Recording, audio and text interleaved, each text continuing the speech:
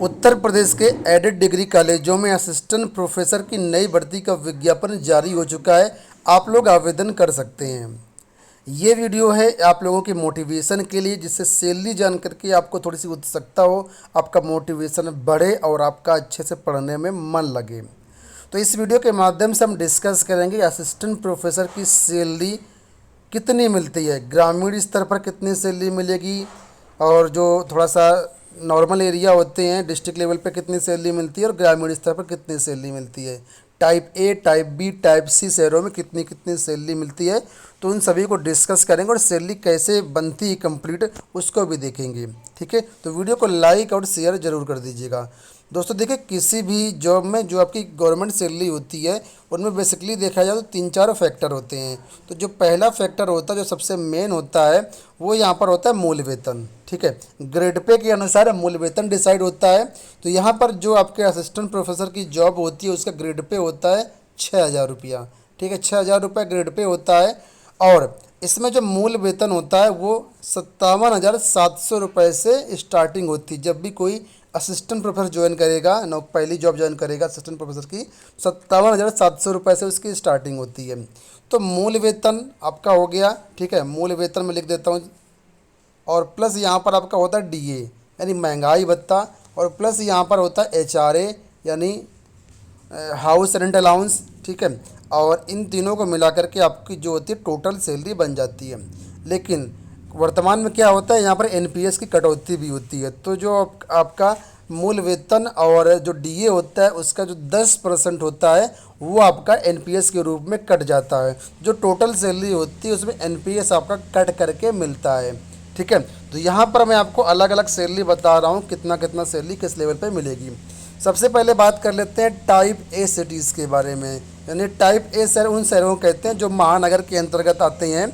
जैसा कि आप जानते होंगे कि जो बड़े बड़े शहर होते हैं, जैसे कि कानपुर हो गया, इलाहाबाद हो गया, लखनऊ हो गया, नोएडा हो गया, मेरठ हो गया, जो बड़े बड़े शहर होते हैं, ठीक है, इनमें अगर आपकी जॉब लगती है तो वहाँ पर कितनी सैलरी मिलेगी। तो यहाँ पर देखिए, मूल वेतन बताया था मैंने आपको 57,700 रुपये मूल वेतन रहेगा। इस मूल वेतन का इस मूल वेतन पर ही आपका महंगाई भत्ता लगता है। तो यहाँ पर मैंने महंगाई भत्ता 31% कैलकुलेट किया है, 31% कैलकुलेट किया। लेकिन ये जो है हर 6 महीने बाद महंगाई भत्ता बढ़ता रहता है। तो वर्तमान में 3% महंगाई भत्ता और बढ़ने की उम्मीद है, प्रस्ताव है ऐसा। तो अगर बढ़ जाएगा तो 34% हो जाएगा, तो सैलरी आपकी और ज़्यादा बन जाएगी। लेकिन यहाँ पर मैंने जो कैलकुलेशन किया वो 31% के हिसाब से किया है। तो महंगाई भत्ता आपका बन जाएगा 57,700 का 31% निकालेंगे तो 17,887 रुपये आएगा। और जो टाइप ए शहर होते हैं वहाँ पर क्या होता है, एचआरए सबसे ज़्यादा मिलता है। तो यहाँ पर 6300 रुपये आपका एचआरए के रूप में मिलेगा। और टोटल आपकी सैलरी बनेगी आज के हिसाब से देखा जाए तो 81,887 रुपये। ये आपका 31% डीए के हिसाब से आपकी सैलरी बन जाती है।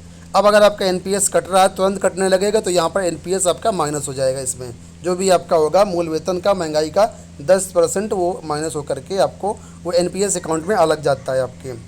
ठीक है, अब बात कर लेते हैं टाइप बी सिटीज़ के बारे में। तो टाइप बी जो शहर होते हैं, जैसे कि कोई मुख्यालय हो गया या नॉर्मल छोटा जिला हो गया कोई, ठीक है, या तहसील स्तर के कॉलेज हो गए, तो वहाँ पर क्या होता है, उन टाइप बी शहर में आते हैं। तो यहाँ पर देखिए मूल वेतन आपका उतना ही रहेगा, महंगाई भत्ता 31% के हिसाब से कैलकुलेट करेंगे उतना ही रहेगा। एचआरए आपका कम हो जाता है, सिर्फ एचआरए का डिफरेंस आएगा आपका। तो यहाँ पर एचआरए कम होकर के आपका 78,737 रुपये आपका बन जाएगा वेतन। एनपीएस अगर कटेगा तो इसी में माइनस हो जाएगा। जो टाइप सी सिटीज़ होते हैं, ठीक है, जैसे ग्रामीण स्तर के जो कॉलेज होते हैं, तो वहाँ पर एचआरए और भी कम होता है। तो यहाँ पर देखिए मूल वेतन उतना ही मिलेगा, महंगाई भत्ता उतना ही मिलेगा, और एचआरए आपको यहाँ पर 2100 रुपये मिलेगा। गांव स्तर पर 2100 मिलता है।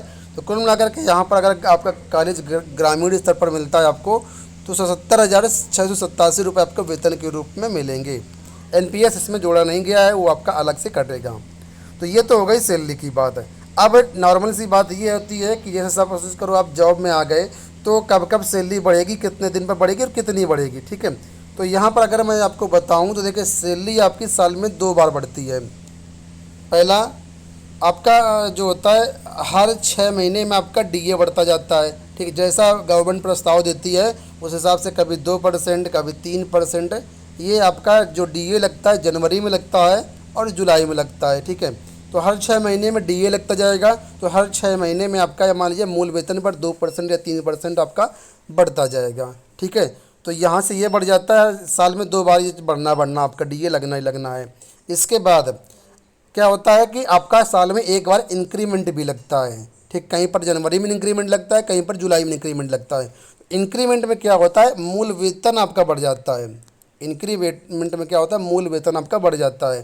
जैसे सपोज करो मैंने बताया था मूल वेतन 57,700 रुपया पहला आपका मूल वेतन रहेगा, तो जब अगला इंक्रीमेंट लगेगा तो ये मूल वेतन आपका बढ़ करके 5800 या जो कुछ भी होगा इसका अगला स्टेप में, ठीक है, ग्रेड पे की टेबल जो होती है उसके अनुसार आपका वो लग जाएगा। तो कुल मिलाकर के मुझे लगता है मोटा मोटा देखा जाए तो साल भर में करीब 4,000 से 5,000 रुपये आपका सैलरी के रूप में बढ़ जाता है, इंक्रीमेंट मिला करके और दोनों डीए मिला करके। इतना तो नॉर्मली बढ़ ही जाएगा।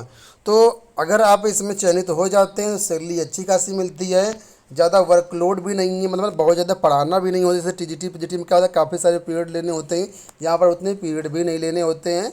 ठीक है, तो वैकेंसी आई हुई है, अगर आप इसमें आवेदन करना चाहें तो आवेदन कर दीजिए। governmentjobcenter.com पर इसका ऑनलाइन फॉर्म नोटिफिकेशन वगैरह अवेलेबल है, वहाँ से आप जा करके आवेदन कर सकते हैं। तो इस वीडियो के माध्यम से मुझे लगता है आपको सारी चीज़ें समझ में आई होंगी। कोई क्वेरी हो तो कमेंट बॉक्स से पूछ लीजिएगा। इस वीडियो में इतना ही, धन्यवाद।